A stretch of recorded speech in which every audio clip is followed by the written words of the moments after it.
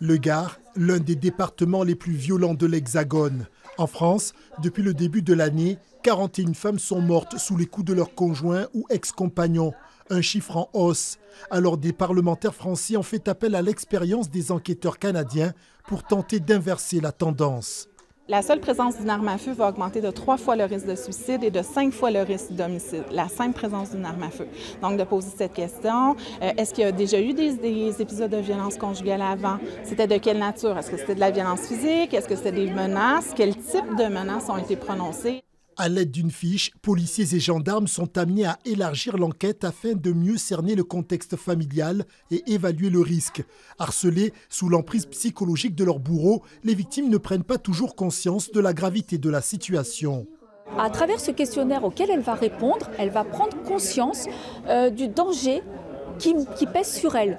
C'est-à-dire qu'il va y avoir pour elle une conscientisation du danger et ça va être comme un barème. À la fin du questionnaire, on va voir, ben voilà, vous êtes à 18 sur 20 de risque d'homicide.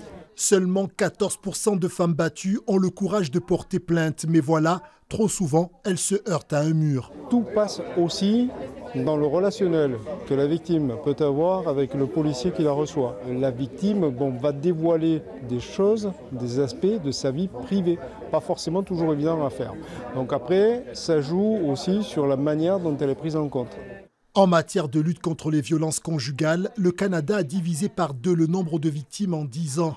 Dans le Gard, les travailleurs sociaux seront également formés à cet outil.